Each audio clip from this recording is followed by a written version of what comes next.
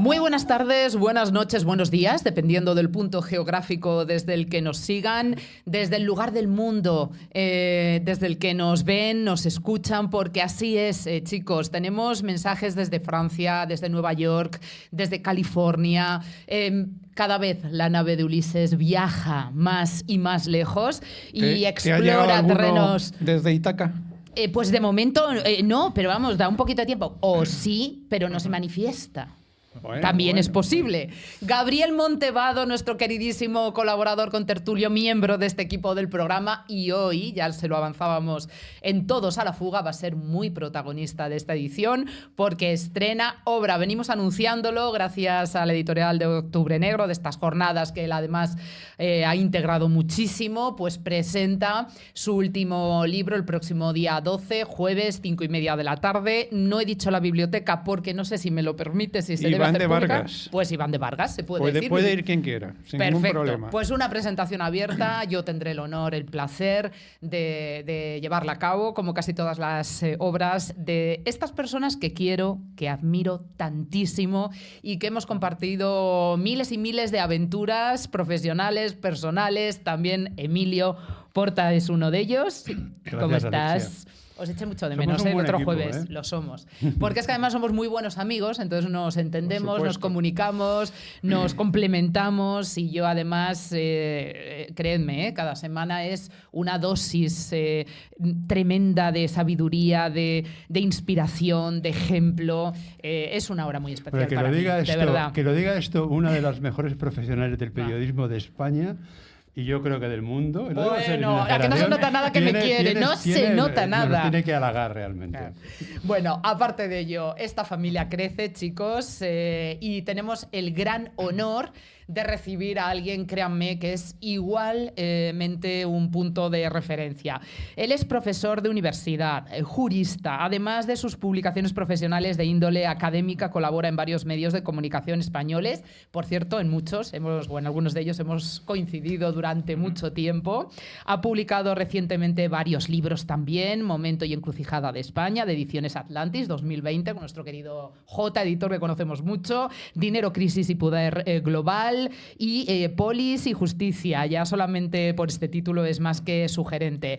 Pablo, qué honor tenerte aquí. Pablo Salmayor. Gracias, Alexia. Es un verdadero placer. Yo hoy vengo más que nada en condición de grumete de la nave de Ulises, o sea, o marinero, y muy a gusto de compartir tripulación con vosotros, mi amigo Gabriel, Emilio y contigo, Alexia, pues a vuestra disposición. Muchas gracias, Pablo, que sea la primera de muchísimas veces. Bienvenido a tu programa. Bueno, tenemos temas densos, los avanzábamos también en nuestro anticipo en Todos a la Fuga, alto al fuego en el Líbano. Sin embargo, tenemos intento de golpe de Estado en Corea del Sur, guerra de Siria y la guerra de Vietnam, con la que vamos a empezar. Y es que la actualidad no nos deja adentrarnos en temas más amables. Les prometemos. Y Francia. Fijaos que llevamos no sé cuántos jueves consecutivos intentando hablar de cine negro. Hablamos un poquito. Pero un poquito, porque luego viene la actualidad aplastante que impera y que nos pues dirige esta nave, como es lógico, hacia esos focos de atención. ¿Qué os parece, compañeros? Si debuta Pablo haciendo una introducción sobre esa situación actual que estamos viviendo en Vietnam, luego verán cómo todo se interrelaciona, todos los conflictos bélicos que venimos hablando. En Siria. Y todas las semanas anteriores, recordáis también que, por desgracia, tuvimos que afrontar temas que no estaban inconexos y que vemos cómo siguen teniendo consecuencias. Pablo, contextualízanos, por favor. Yo creo que para ver el plano, digamos, de la realidad, nunca hay que dejar que la actualidad nos coma, que es lo que pasa, que al final no da tiempo a analizar porque están los fenómenos sucediéndose.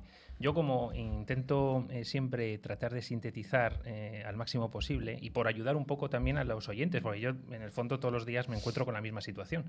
Ya no se abren periódicos físicamente, pero empiezas a abrir ventanas, hipervínculos. Y no das abasto. Y no das abasto. La realidad es muy compleja. Sin embargo, yo traía el tema que tanto Emilio como Gabriel pues me habían propuesto, la guerra de Vietnam, que algo que pasó hace 50 años.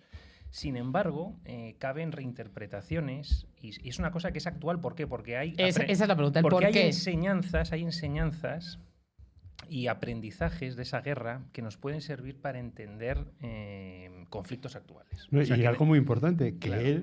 que tú conoces Vietnam perfectamente, has estado montones de veces en Vietnam, has dado conferencias allí, conoces el tema incluso familiarmente, por algunos temas que tienes de relación personal, y claro, tú es que eres quizás en este momento en más España indicado. Uno de los mayores conocedores el del mejor tema. experto y el Sí. mayor conocedor bueno. de Vietnam. Y Cuidado, no solo como que estudioso, es que país- ha llevado a cabo vivencias en primera Claro. persona, Sí, sí. lo ha experimentado en Pero que primera estamos- línea y, por supuesto, lo ha estudiado Sí. de manera muy profunda. Y estamos hablando de un país de 100 millones de señor. habitantes. Y la 3 gente millones no lo sabe, de pero 100 decaídos en la millones de guerra. habitantes, ¿eh? 100 Brutal, millones de habitantes. Brutal. 3 millones de víctimas de la guerra. De la guerra.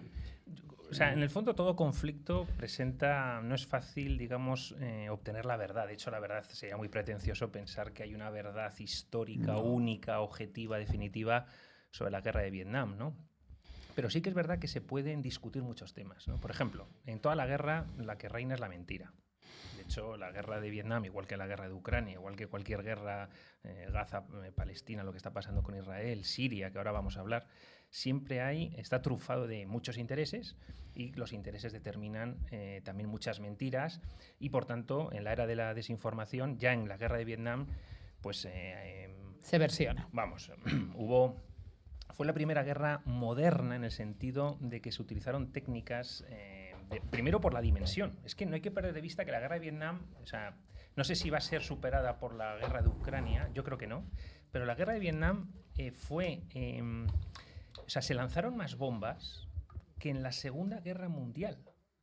Pero es que se lanzaron más bombas por parte de Estados Unidos, pero estamos hablando más del doble de lo que los dos bandos en la Segunda Guerra Mundial lanzaron solamente sobre Europa. Solamente en la operación Rolling Thunder, que fue una de las operaciones, ya se descargaron más bombas que en toda la Segunda Guerra Mundial. Claro, entonces Solo en esa operación. Efectivamente. Entonces estamos hablando de unas dimensiones que tuvo esa guerra que además hay hasta discrepancia de cuándo empiezan los conflictos. Por ejemplo, actualmente hay conflictos donde no sabemos, por ejemplo, el conflicto de Oriente Medio, no se sabe dónde poner el origen del problema, igual que lo de Ucrania. Llevamos así como 2 meses precisamente sobre esa reflexión y Bueno, análisis, pues Pablo. en la Fíjate. guerra de Vietnam, yo para empezar, fijaros que traigo aquí un pequeño esquemita Y que, que no lo perdón, voy a que no hay consultar. conflictos aislados, que es que muchas veces hay origen de unos, derivaciones en otros. Cualquier fenómeno humano es multifactorial, hay Por supuesto. multinivel y de hecho hay muchas causas. Causas eficientes, causas finales, causas materiales, bueno, en fin. Entonces, yo siempre llamo, o sea, la guerra de Vietnam ya es un equívoco hablar de guerra de Vietnam, lo sabemos, es la guerra de Vietnam porque el marketing, digamos, tiende a simplificar las cosas por la narrativa imperante, que es la occidental, americana, pero si uno va a Vietnam, lo primero es que este término de guerra de Vietnam no existe. Se hablan de las guerras de Indochina y la guerra de independencia nacional. Y algunas personas hablan de la guerra americana, que es la última parte, pero en el fondo yo lo que hablo es que desde que los franceses llegan a Indochina, que no es solamente Vietnam, también es todo lo que es el Laos, sudeste asiático, sí. la parte que también cubriría Camboya y Laos, Exactamente. se habla de las guerras del Vietnam o las guerras de Indochina, que empiezan desde que ocupan los franceses oficialmente e instauran el imperio colonial francés, que estamos en el siglo XIX, Sí, sí, 1859. que participaron españoles también. Sí, que por cierto, España llegó a tener como contraprestación, porque claro, desde Filipinas los buques, o sea, parte de la Armada Española asistía a la Armada francesa. El comandante Palanca Sí, sí, y sí. algún coronel. De hecho, quien tenga ocasión de viajar a Saigón, que se llama desde el 75 Ciudad Ho Chi Minh, en honor al líder, al tío Ho, como lo llaman cariñosamente los comunista los y afines. nacionalista, las dos cosas. Fundamentalmente nacionalista. Más nacionalista que Sí, comunista. en su nacionalista. última época sí. Lo que pasa es que estaba el Educto, que era más De comunista. hecho, por eso voy justo a propósito de la figura de Ho Chi Minh, si me lo permitís, que Sí, por supuesto. ha sido un personaje muy manipulado por la narrativa norteamericana, pero realmente él se va hacia el comunismo. Porque le dejan tirado. Claro, él en el fondo era un estudiante que luego se embarcó en un buque francés y llegó a Francia, estudió en Francia, se cultivó formalmente en las ideas de la ilustración europea. De hecho, viajó luego a Rusia, estuvo en Estados Unidos, vio Nueva York, era alguien muy culto. También pasó por muchos puertos trabajando en el barco. Y él, al terminar la Primera Guerra Mundial, en la época de la Sociedad de Naciones, justo con la firma del Tratado de Versalles, él tiene la idea de que Estados Unidos, como gran artífice de la victoria occidental en la Primera Guerra Mundial, debería ayudar a Vietnam a su proceso de independencia nacional. Lo que pasa es que los estadounidenses no van en esa línea. De hecho, dejan a Francia, incluso cuando llega a Japón y se impone sobre Vietnam. Y Francia le da el norte a Japón. Se lo entrega porque está Vichy en esos momentos. Totalmente. Entonces, él ya ve que los americanos van a la suya y que esas ideas que ellos consagran en la Constitución americana, en la Declaración, los franceses en la Declaración del Hombre y tal, es una mentira. Él reacciona contra las narrativas grandilocuentes occidentales porque luego ellos no la aplican en los países que todavía son coloniales. Entonces él ya aprende de la gran hipocresía. De hecho, eso en sus correspondencias, él dice, pero si yo lo que quiero para Vietnam es lo mismo que ustedes, que los norteamericanos, quisieron cuando se emanciparon del Imperio Británico, del rey Jorge. Entonces, sí, pero unos tienen derecho y otros no. Él no era comunista. Lo que pasa es que al final busca apoyos se hace. de manera instrumental. Entonces, Ho Chi Minh, que se detiene por un líder comunista, realmente, viendo su correspondencia, viendo los estudios que hay, se hizo comunista funcionalmente en Shanghái, en China, recabando apoyos en Moscú, para una lucha de independencia nacional. Por lo tanto, la guerra de Vietnam las guerras de Indochina, en el fondo, son las guerras anticoloniales. Es decir, no es una guerra de contención. O sea, la guerra que se nos ha vendido... Primera, sí. La segunda hay que meterla en el contexto de la Guerra Fría. La norteamericana. Sí, lo que pasa es que hay un matiz. Esa es la narrativa que a nosotros se nos ha impuesto. Pero para los vietnamitas es la Segunda Guerra de Indochina. Por supuesto, para ellos no. Luchan contra el ocupante. El siguiente ocupante. El siguiente ocupante. Entonces es una guerra antiimperial y es una guerra imperialista norteamericana. Es que las cosas son dependiendo del cristal con que lo mires. Claro. Lo que Cada pasa uno es que lo ve de una manera. Lo que pasa es que, hay que decirlo, la mayor parte de las personas que se interesan por estos temas, a donde llegan son a las fuentes bibliográficas, filmográficas, incluso musicales, de toda la narrativa de la guerra de Vietnam, que son solamente, ojo, es que la guerra de Vietnam es del año 45 al año 75. Pero pruebas documentales hay mucho. Hay fotografías. Sí, lo que pasa es que siempre se nos habla de los últimos años. Sí, y que acudimos a otras fuentes, como bien dices, porque pruebas de verdad fundamentadas existen a nivel documental. Claro, lo que pasa es que la narrativa imperante que hemos consumido en Occidente, en Europa Occidental y en Norteamérica es la versión última de un conflicto que viene y que yo creo que el principio que predomina es la lucha anticolonial por parte de esa región. Y lo que pasa es que transformada en el contexto de la Guerra Fría. La teoría del dominó, que si caía Vietnam iban a caer otros países y todo. Entonces él realmente, por intentar así dar una... Yo creo que este tema, ya simplemente con estos minutos, creo que ya hemos hackeado un poco la narrativa imperante y los clichés y los estereotipos que hay sobre este tema. Que hay mucho pero cliché. Pero que insista en esto porque es que esto que acabo de decir... llevas mucha razón. Claro, la gente que ha consumido las películas de Hollywood de Vietnam, tan prototípicas, tan paradigmáticas, el problema es que lo que consumen es la versión indulgente de, bueno, estos soldaditos se pasaron un poquito, eran un poquito locoides. Otros, los de la derecha dura americana, dicen, no, ellos ganaron la guerra, pero las élites del establishment de Washington traicionaron al ejército. No, es que ninguna de estas narrativas son explicativas. Son medias verdades. Son medias verdades. Porque por un lado, Estados Unidos oficialmente nunca estuvo en guerra contra Vietnam, que se las trae, porque no lo autorizó el Congreso. Era como la operación especial de Putin, pues algo parecido.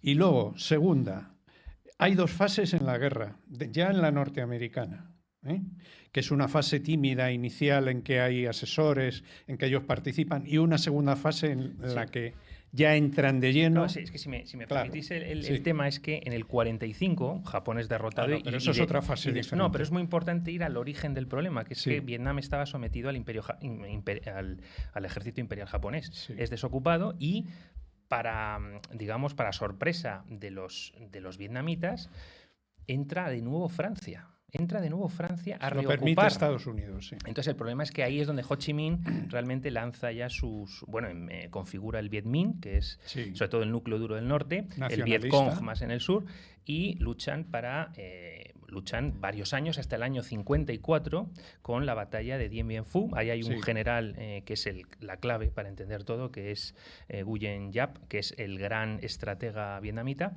Derrotan a los franceses.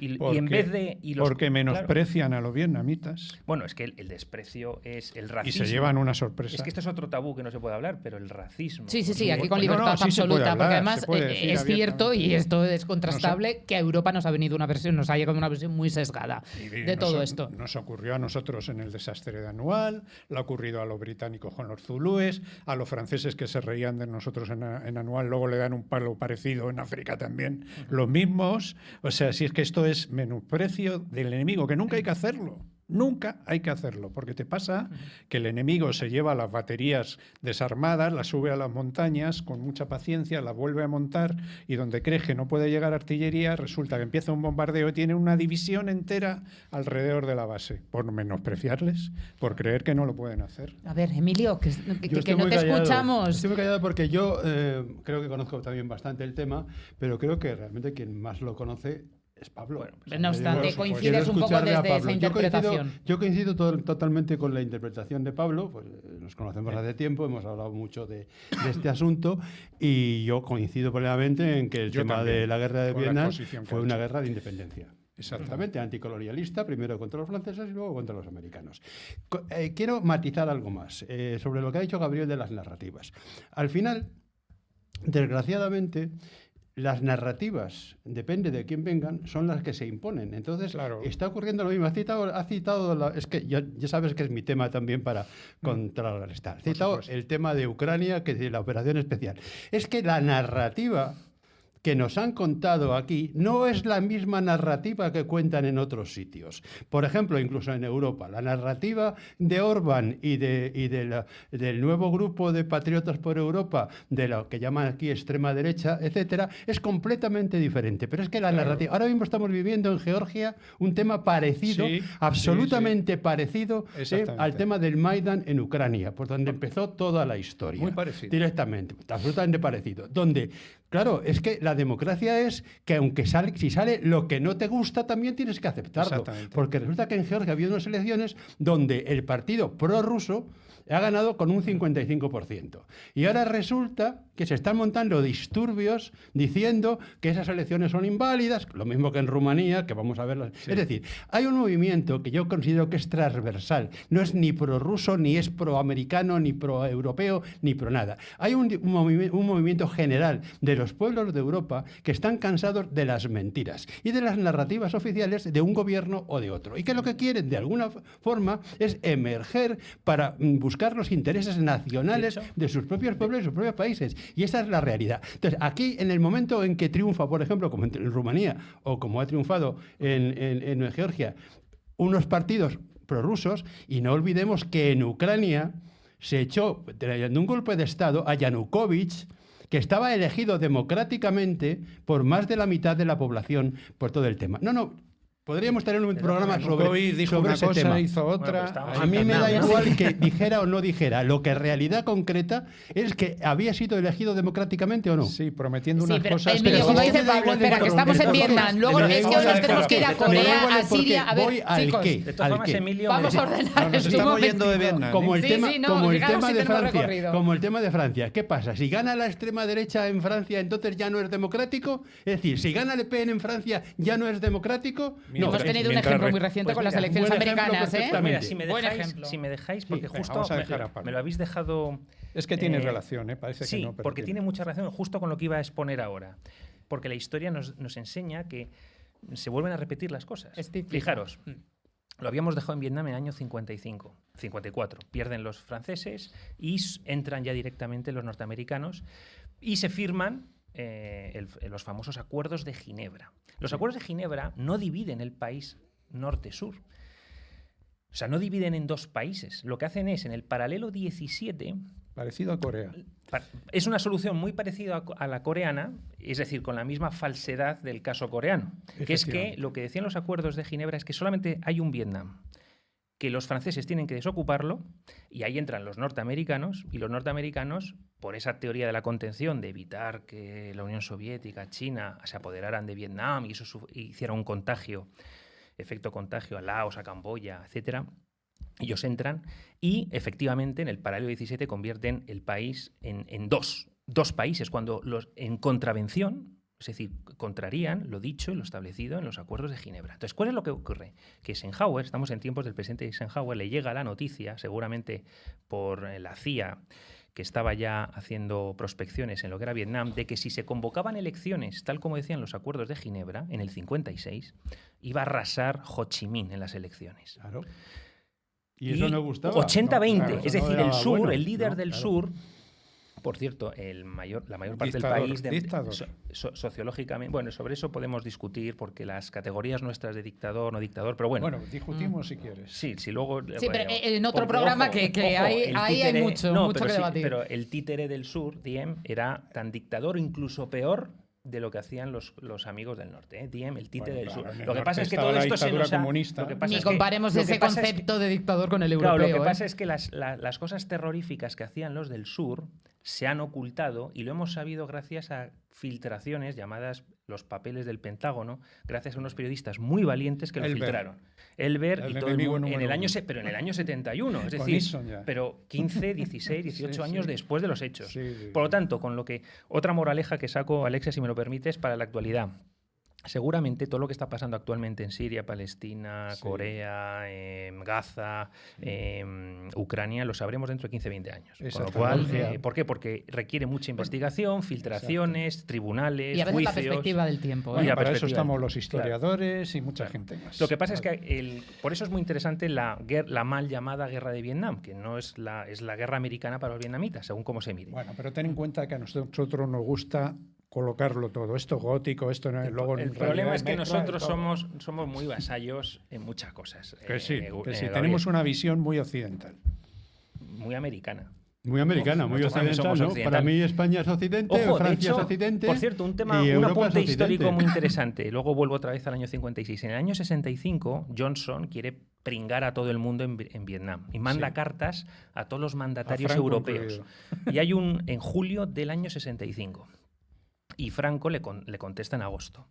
Y lo que quería Johnson era que en España se metiese, igual que Italia, igual que todos los países. Nos metiéramos hasta el fango de las junglas vietnamitas y españoles muriendo en Vietnam. Y Franco le dice, ni se te ocurra, es la peor decisión que puedes tomar. Yo vengo y le da toda su experiencia del Marruecos, del Sáhara español, y le dice, desde la España africana, dice, ahí ni conoces la orografía, ni la geografía, es otro idioma, guerra de guerrillas, guerra simétrica. Y le dice la carta de Franco, de la respuesta, le dice a Johnson, sal de ahí. Lo mejor que puedes hacer es salir de ahí. Era más Franco que Johnson, evidentemente. Ojo, hombre, claro. Y lo que le dice, muy claramente, entre líneas, lo que pasa es que hay que saberlo interpretar, es que realmente el error que cometió Estados Unidos fue en el año 45. Si lo que tenían era un tío patriota que no era un comunista, le convirtió en comunista, dejándole tirado contra los franceses. Si hubieran armado a Ho Chi Minh, hubieran quitado a los franceses de por medio, a los japoneses, hubieran tenido a un aliado contra China y contra la Unión Soviética. Claro. En el fondo, Franco, que era un estadista... Es que la torpeza de los políticos americanos ha sido muy grande. Claro, una cosa importante, esta carta está en el Departamento de Estado. Está publicada en porque hay gente que se cree que a lo mejor...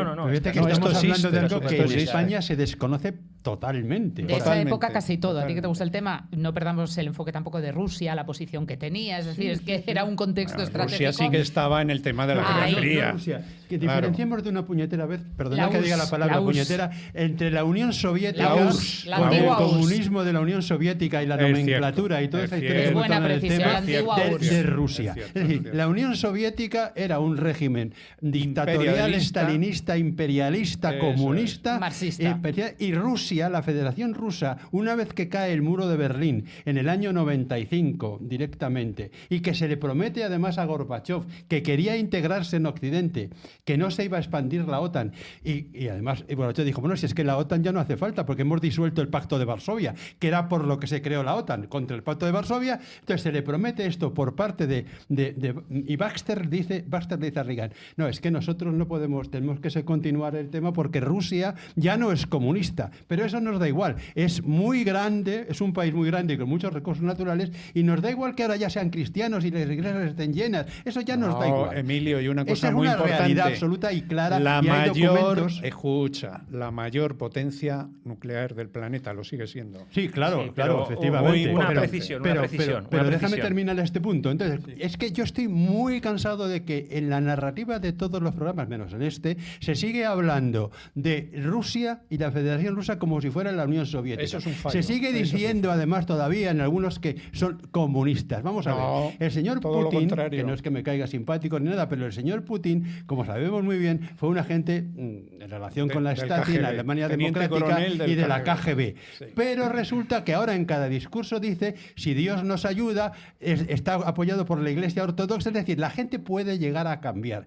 La narrativa que Por nos cuentan, conveniencia. la narrativa que nos están contando sobre Rusia es absolutamente falsa, porque además, si no fuera falsa, Falsa paga no. bien. ¿Por qué no nos Deformada a conveniencia, que no es lo Bueno, mismo. pues exactamente. Venga, a ver, vamos a deformada escuchar también conveniencia. De todas a formas, Pablo. una- Perdona, hace un segundito. No, Ya pero que habéis quiero contar introducido- la Sí, sí. diferencia entre la Unión Soviética, Venga, luego a la concluyes, cual Emilio. yo no tengo no solamente simpatía, sino que rechazo absoluto, y lo que es la Federación Rusa en este momento, que no tiene absolutamente nada que ver. Bueno. Porque ha sido una caída absolutamente nada Bueno, que ver, porque yo... Otro día podemos hablar de Venga. No, Sí, pero yo que puedo no nos hablar desviemos. mejor A ver, porque conozco que ya- mejor que ya Rusia tenemos tú, aquí que he estado un en Rusia, complejo- he dado Pero- conferencias pero en conozco Rusia yo y la conozco historia. mucho A el ver, tema de Gabriel y Rusia. Emilio, por favor. Sí, no, Venga, lo que pasa es Pablo. que, o sea, cuando esto lo que demuestra es que los hechos no son, Blanco digamos, ni negros. sí, ni blanco ni negro, ni los hechos son, digamos, son fenómenos que se puedan percibir de manera unívoca o unánime, ¿no? Exactamente. Es decir, todo permite... Es relativo. Y además hay visiones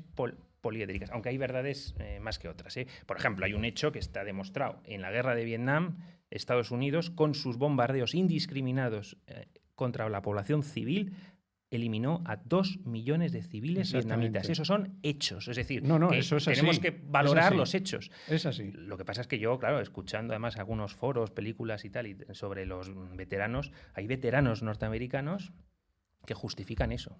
Justifican ese asesinato. Igual que justifican que en la Segunda Guerra Mundial la mejor forma de terminarla era que Estados Unidos lanzara 2 bombas atómicas Cuando en ya Hiroshima estaba y Nagasaki. rendido, cuando ya estaba O rendido bombardeos. algún día- No, pero justifican que era sí. algo que era idóneo hacerlo para que Japón... Pero ¿cómo, Pero cómo si se estaba puede rendido, sostener pero es que esa es otra, de manera ética? Pero Pablo, es otra mentira Claro. de las narrativas. La narrativa está, de hecho, es que estaba, vamos a ver, la verdad, y Gabriel lo sabe perfectamente este tema, la verdad es que estaba rendido y estaba prácticamente tal. Lo único es que ahí había otro elemento, demostrar el potencial y el poder de Estados Unidos cara también A a Moscú. los países comunistas Moscú. y a lo que realmente se estaba... No, y Una precisión. No estaba totalmente rendido. Bueno, Porque hubieran luchado en las islas y la bomba lo que quería evitar eso, lo que has dicho segundo es verdad.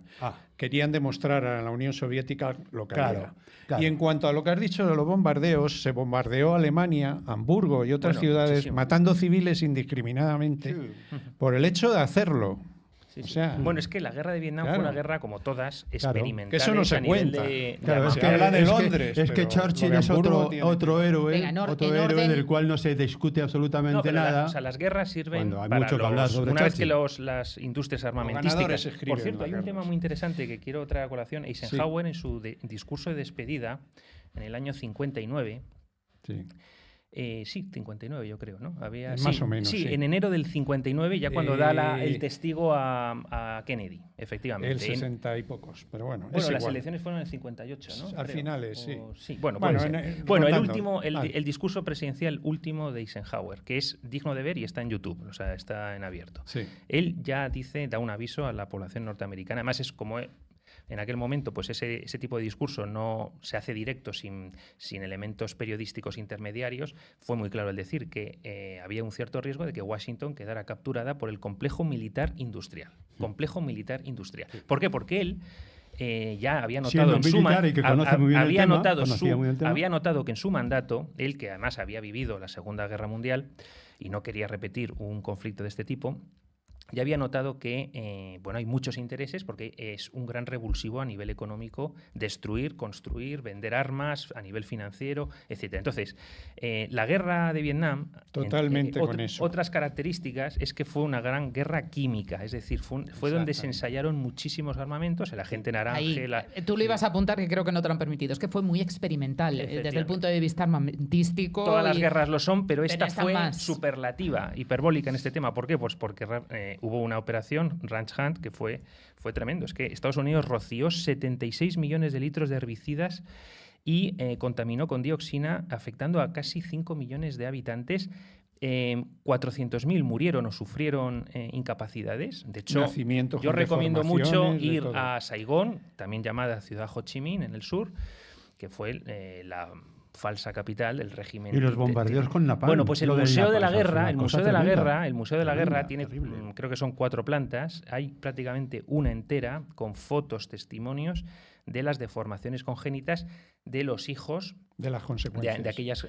Medio millón, se habla de medio millón de niños nacieron con defectos congénitos. Todavía hay consecuencias de esto. Y luego también fue una guerra que fue el gran ecocidio que se ha cometido sobre el planeta Tierra. Se destruyó un 15, un 20% de los bosques de Vietnam, de las junglas, una deforestación masiva, que todavía hay suelos contaminantes, todavía hay ríos contaminantes, etc. Es decir, fue una auténtica barrabasada. Fue posiblemente una guerra en términos proporcionales, sin entrar, dejando a un lado lo que fue la Segunda Guerra Mundial, etcétera, que fue más intensa y en menos años. En la guerra de Vietnam fue posiblemente una verdadera locura que no justifica ni teoría de contención ni efecto dominó, como dicen los veteranos norteamericanos, estos que van con la chapita y que se creen héroes del mundo, Capitán América. Esta gente que ha hecho muchísimo daño, porque hubo aquí además ejecuciones, hubo una ejecución de My Lai que fue tremendo, ¿no? O sea, 400 personas, en una cosa indiscriminada. Eso son cosas que ocurren. Entonces, cuando ves las películas de Hollywood, y aquí es donde quiero llegar, porque sobre la guerra de Ucrania, Gaza, Palestina, luego sacarán películas diciendo que todo fue muy... Bueno, el caso cuál es, que las películas de Hollywood, que hay muy buenas, que aquí hay expertos en cine y no voy a entrar, hechas muy bien, tal, los guiones, etcétera, pero está claro que lo que hacen es, al final es una visión indulgente, indulgente de los soldados. Siempre hay mucha ficción al final, ¿eh? Cuando llega al cine en muchos casos... Bueno, como que pobrecitos, esta gente que venía de Arkansas, de Wisconsin, de Alabama, pobrecitos, estaban ahí, no sabían qué hacían. Hubo una contestación dentro de Estados Unidos y de la población sabían americana perfectamente contra la guerra sabían perfectamente. Hubo cantidad de gente joven que huyó a Canadá porque no quería luchar estudiantes, en la guerra de Vietnam. Claro. O sea, hubo una contestación y manifestaciones brutales en Washington y en todas partes de la gente joven de la época hippie, más o menos. O sea, que hubo también una lucha dentro del propio Estados Unidos, porque Estados Unidos muy importante, y Vietnam lo sabía. Igual que a veces ataco la política norteamericana y tal, voy a defender también a Estados Unidos como país. Es decir, Estados Unidos tiene una cosa muy buena, y ahora mismo está ocurriendo. Las mayores críticas que está habiendo por parte de analistas, curiosamente, a la propia guerra de Ucrania, se están haciendo en Estados Unidos. Es decir, los americanos tienen algo importante. Muchos de ellos creen en la democracia de verdad, creen en que la democracia tiene que ser autocrítica fundamentalmente. Eso es fundamental. Por lo tanto, cuando a veces identificamos los gobiernos norteamericanos con el pueblo norteamericano, ahora mismo el pueblo norteamericano, desde mi punto de vista, claro, acaba de dar una lección de democracia. Sí, de democracia, porque aunque no, Trump puede no ser tan demócrata, aparentar el tema, pero el sistema sí lo es y ha ganado limpiamente y democráticamente unas elecciones.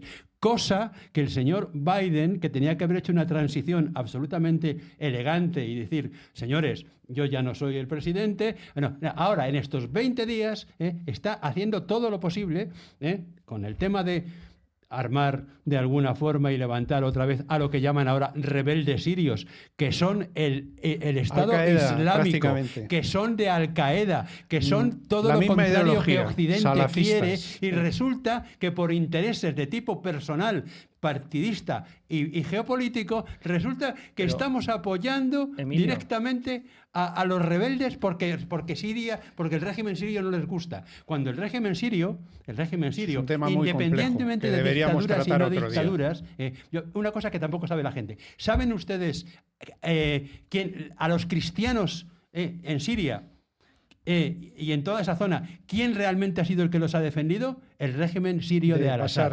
Esa es la realidad. Es Pero aquí no nos cuentan esto, aquí no nos cuentan todo lo contrario. ¿Saben ustedes realmente que Siria, hombre, no hay más que saber algo del Evangelio y de la Biblia? Porque cuando dicen que a Pablo se cayó del caballo yendo a Damasco.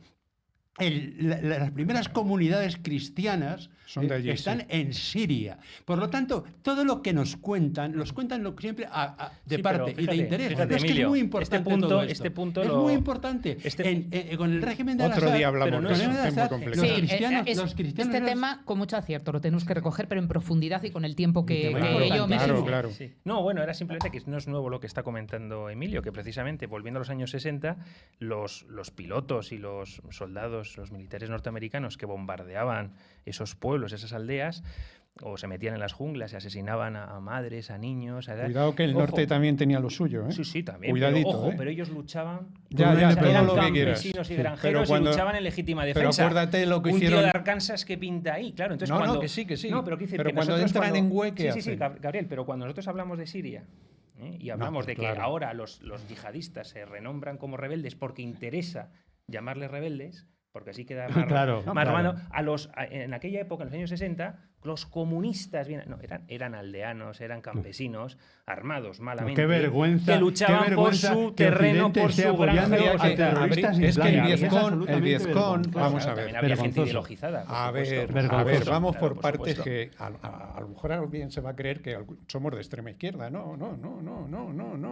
Aquí estamos hablando de izquierda y de derecha. No, para empezar, aquí no impera una ideología, queda claro. Independientemente que cada uno ¿Alguien tenga puede pensar que yo soy opinión de extrema derecha tampoco, con lo que digo? Tampoco. No, aquí no somos extremistas ninguno. Vale. Muy importante, había tres Viezcón.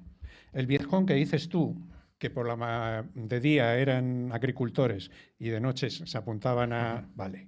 Luego un Viezcón regional que estaba un poco más organizado, daban golpes de mano y luego pues se escondían y tal. Y un Viezcón nacional, que ese es el verdadero, que estaba organizado en todo Vietnam del Sur, que era movido por los del norte y colaboraba con el ejército regular de Vietnam del Norte.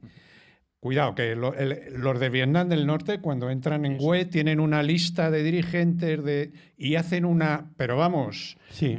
Fusil, o sea, que el norte tampoco eran... Cuidadito con eso, ¿eh? Pero fundamentalmente militares y gente que luchaba. No ocurre como ocurrió en la aldea de civiles, Milay, por poner un ejemplo que todo el mundo lo sabe. Pero si eso es anecdótico, Milay. Anecdótico cargarse a niños y mujeres. Anecdótico cargarse a niños y mujeres por parte del ejército americano. Perdón. Si habláis a la vez, no se os escucha ninguno. Pero es anecdótico. Y no vamos a perderlo. Que en nombre de la libertad y de la democracia, teóricamente, se entre y se queme la aldea entera y se muera y se maten a niños y a mujeres. Que no es así. Pero, hombre, por Dios, Pablo. Gabriel. Estuvo muy mal lo de Milay. Hubo más. Muchos Milay. Vamos a escuchar ahora a Gabriel. Estuvo fatal, estuvo muy mal y se condenó, luego se les indultó y tal. Sí, ya. Bueno. Pero claro. Pero hay que ponerse en el lugar del soldado norteamericano, que es un tío que no es profesional, que es un soldado de reemplazo, que son tenientes. Y los que lo mandan, vamos a ver que eran reclutas, es otro mito que se nos ha vendido. Que llegan, están de patrulla, que son carne de cañón, les meten en la selva de patrulla y le matan a uno, y le matan a otro, y aparece otro torturado. Y llegan a la aldea, se ponen nerviosos, muy mal. Pero eso ocurre en todas las guerras. Para matar niños es una cosa maravillosa. No, mujeres, viejos, niños, de todo, una matanza brutal. Hubo más de esas. Sí, pero si no nos ponemos en el contexto de lo que es una guerra, que está muy mal hacer eso, si estamos pero es que esa guerra no era pero las guerras son terribles. Esa guerra es de un invasor pero es que el Viezcón hacía lo mismo cuando entraban las aldeas. ¿Cómo se llamaba esa maravillosa obra? ¿El Código de la Guerra puede ser? Sobre la ética en los conflictos bélicos. Pero es que, claro, ¿cuál se puede justificar y cuál se puede motivar? Exactamente. Pero es que el Viezcón, cuando entraban las aldeas, se había sospechas de que habían colaborado de alguna manera con los... Hacían lo mismo. Que lo cuente Pablo, que Pablo lo conoce muy bien. Donde está el tema no es tanto en las burradas que hacen unos y otros, porque las burradas tiene constancia de que las hacían los otros. Es una guerra, la coartada que sirvió para hacer eso. Cierto. Y claro, cuando uno se viste de paladín de la democracia, no, de las es libertades, cierto. Y cuando llevas toda la razón. Claro, entonces el eso tema no es ese, se puede claro, coger como coartada. Yo de la Unión Soviética, sabiendo lo que había pasado en el estalinismo o del propio Mao, que en aquel momento estaba ahí hasta con la revolución cultural, etcétera, te puedes esperar, claro, ya una persona informada. Lo que pasa es que, claro, no tiene lo que nombre, pasa es que los no, valores, lo de Stalin tiene igual nombre. que la Francia, fíjate tú la postura que yo tengo, Igual que mira lo que igual, estoy diciendo, igual, de Stalin y de Mao, pero fundamentalmente de Stalin, un asesino un directamente psicópata. Y un dictador. O sea, que no confundamos, yo defiendo a Rusia y pero sin bueno, embargo, que fíjate sí, lo que ha digo quedado de Stalin. claro, Emilio. Es que estamos hablando de qué ha pasado desde la Revolución Soviética y el estalinismo, ha pasado casi un siglo. Y eso es lo que la gente... Entonces, cuando nos venden un cliché, como nos están vendiendo, todavía hay gente en Estados Unidos y en España que se cree que en Rusia son comunistas. Y en Rusia están las iglesias llenas. Y es el país más anticomunista como población que hay en este momento. ¿Sabéis Muy por de qué? derechas, ¿Sabéis además. por qué es anticomunista? ¿Sabéis por qué? Porque ha lo han sufrido vivido. el comunismo. Y lo mismo con Hungría. ¿Por qué Orbán Claro, es el dirigente? ¿Por qué Orbán es el dirigente con más votado de la Unión Europea? ¿Por qué Orbán, Hungría? Porque Hungría sufrió el estalinismo y Hungría sufrió la invasión de la Unión Soviética. Y por eso la reacción es la contraria. Y por eso nos venden algo que es mentira, como que Orbán que es comunista y es prorruso. Estamos hablando directamente de genocidas. Es que no equivoquemos bueno, términos, pero que que ni siquiera por cierto, regímenes dictatoriales, son es genocidas. que el relato Por que cierto, nos cuentan es mentira. Y por cierto, es mentira. hablando de relatos, es muy curioso. Termina la guerra, bueno, los estadounidenses empiezan a retirar en 73, el Tratado de París, en el 75 ya dejan caer el régimen de manera humillante, un poco parecido a ciertas escenas de Afganistán en verano del 21, parecido. En plan, aquí os dejo, ya he hecho mi negocio, ya os he hecho todo el estropicio y me largo, ¿no? Porque son guerras imperiales, son guerras de negocio y colonización. Bueno, ¿cuál es el tema? El tema es que en el año 75, no, incluso antes, ya en el 73, los acuerdos Nixon-Mao, Kissinger, es decir, que en el fondo a Estados Unidos, claro, como han sido siempre los anglosajones, ellos no era un tema de valores, ellos vieron que hay el negocio de Mao. Y ojo, ¿quién sostenía a Camboya? El régimen de Pol Pot en ese momento, porque Vietnam... Son los vietnamitas los que entran. Los vietnamitas entran por el sur contra Pol Pot. Comunistas porque estaba loco. Comunistas Pol Pot contra comunistas. Loco, no perdido, cuadra, ¿no? Asesino, pero no cuadra una guerra entre comunistas. Cuadra. Claro, cuadra ¿por qué? Porque China y Estados Unidos estaban sosteniendo a Pol Pot. Y eso es la gran vergüenza. Yo no he visto muchas películas, de hecho hay algún documental y luchan muy tibio, contra los chinos. Muy tibio. Y luego tienen los una guerra entran contra por el los norte. chinos. ¿Por qué? Pues, que tienen que salir corriendo de pero aquí no se Vietnam, habla mucho de que China y Estados Unidos sostenían a Pol Pot en los últimos años. Claro. No se habla mucho, no interesa hacer películas. Porque los películas. gobiernos americanos apoyan van contra las dictaduras que no les convienen, pero las dictaduras que les convienen da igual. Por ejemplo, los países del Golfo y tal, que son dictaduras, evidentemente. Cierto. Marruecos, que es una absoluta dictadura y que además tampoco es excesivamente amigo nuestro. Sin embargo, bueno, depende del gobierno que tengamos en cada momento en este país. ¿Es o no es muy amigo? A ver, ¿quién se porque cree? ha sido nuestro mejor amigo mucho tiempo. Lo acaba de decir Pablo. Si me está dando la razón. No es cuestión de ideales. Es decir, a Estados Unidos ahora mismo en este momento apoya el gobierno marroquí y al rey porque le conviene, interesa, porque está llenando de bases, por si acaso le falla a España, llenando de bases americanas todo por Marruecos. más cosas, porque por más todo lo que era nuestro del Sáhara español, todos los contratos, el rey de Marruecos se los ha dado a empresas americanas de explotación de los fosfatos y de todas las riquezas naturales del Sáhara. O sea, porque al fin y al cabo todo esto es, como tú dices muchas veces y como decimos todos, es intereses económicos y poder. El negocio, es decir, ahora cuando haya la paz o lo que haya, el alto fuego de Ucrania, si ya se está contratando por parte de empresas y holdings, el negocio del siglo. de Vanguard y tal, el negocio de la reconstrucción. Como habrá la reconstrucción de Gaza, ya veremos cómo es, porque hay una cosa que está inherente en el tema de los intereses económicos. Hay el negocio no solamente de las guerras, que hay que gastar las armas para reponerlas de nuevo, sino también el negocio de la destrucción y la reconstrucción. Y esa es la puñetera realidad. Por eso, y ahí no hay ni ideales, ni hay nada, hay economía. Intereses económicos. Intereses económicos. Bueno, señores, esto muy compañeros, complicado. siempre nos ocurre lo mismo. Es que nos hacen falta 2 horas más por lo menos. Nuestra declaración de intenciones nunca se corresponde con los temas que habrá que hablar de Siria.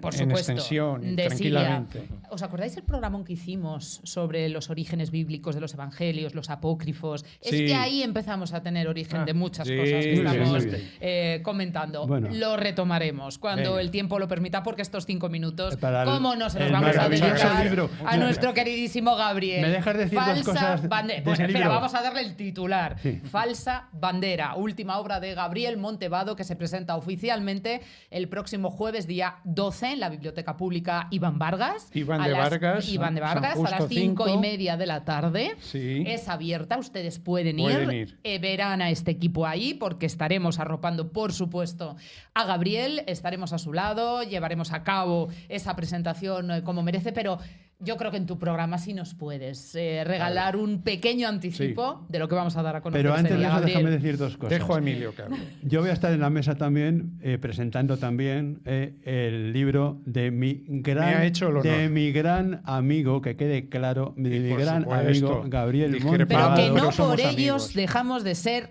objetivos por eso, y tener justos. a veces diferentes posturas. Es un excelente escritor, pero en novela negra, sobre todo.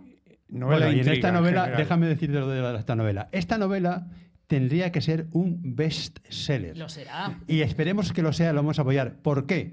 Porque es una novela que no es una sola novela. Vamos a ver, Gabriel, con todo lo que conoce y sabe de los servicios secretos, tiene una información privilegiada sobre determinados elementos y hechos y sucesos de la historia de España, fundamentalmente el golpe de Estado de Tejero del 23F. Yo les voy a decir algo. Como historiador también. Como historiador. Y no solamente como historiador, es que nosotros lo hemos comentado en muchas obras de Gabriel. Todos sus libros son enciclopédicos. Es decir, no son solamente un libro de lectura, deberían ser libros de colección para consulta. Para no solamente historia, porque efectivamente plasma sus conocimientos, sino esa información privilegiada, como aquí él lo ha contado abiertamente, su larga experiencia en los servicios de inteligencia de este país. Cosas, tiene acceso a unos datos yo solo digo esto. de valor incalculable. ¿Y si en una novela, es una novela de intriga, un thriller, estuvieran las claves del golpe de Estado? Es que están. ¿Y si ocurriera eso? No, pero además, perdóname, sobre la ficción. Las verdaderas claves.